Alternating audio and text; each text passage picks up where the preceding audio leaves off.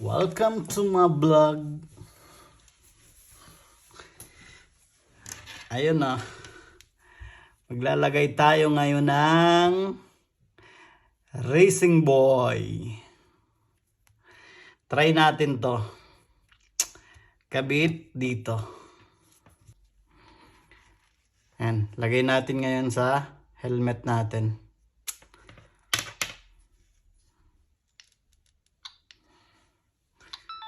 .360 nga pala to. RS.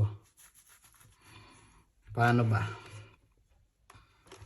Meron na ako dito dati, pero tatanggalin ko to. Para na, ito kasi yung naririnig yung kausap mo pag may intercom ka. Ito, talagay ko dun sa intercom. Kasi may mic siya dito. Ito yata yung panlagay sa intercom. Sa headset. Kaya try natin. Tanggalin na lang natin to.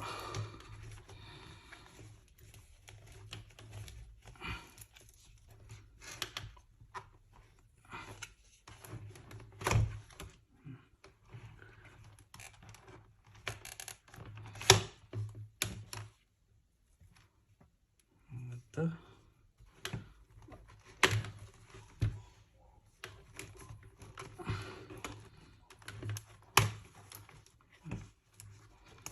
Tanggal na lahat. Tanggalin na natin lahat yan. Ito pati yung sa loob. Ayun. Ito yung sa wire. So, kinabit ko yan dyan. Meron na kasi ako nito dati. Pero try natin yung Racing Boy. Kasi okay naman to. Pag yung takbo mo nasa 70-80. Pero pag pumalo na ng yung takbo mo 120 pataas, napapakinggan niya yung hangin. Tanggalin natin yan. Tapos ito daw ilalagay sa speaker dito sa intercom. Lagay natin doon sa kabila kasi mas doon sa kabila kasi pag dito okay lang din. Ito lalagay natin dito sa speaker.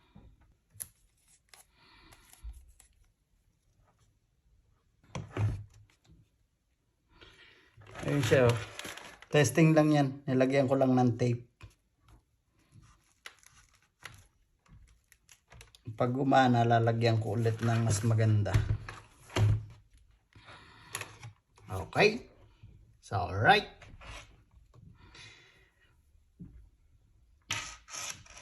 Tapos ito, dito natin lalagay.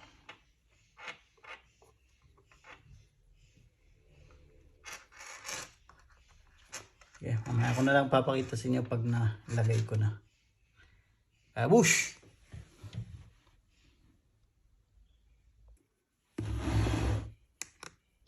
Yan guys, nakabit ko na. Pero hindi ko na pakita sa inyo. Naglobat kasi yung cellphone ko. Ito siya.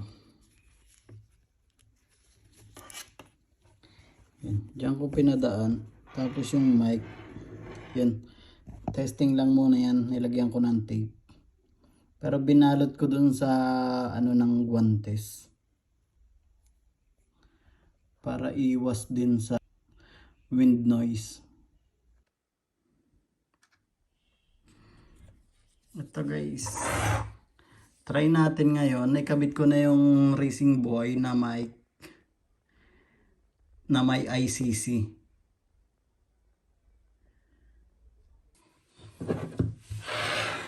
Yan, try natin ngayon dito.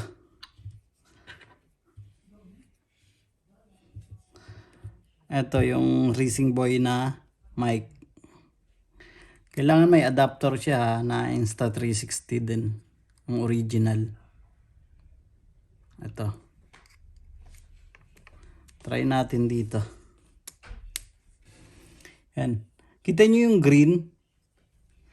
May nag-green siya. Ibig sabihin lang yan, pag umimik ako, gumagana. Importante lang, may adapter ka. Kaya next ride natin, try natin kung may wind noise.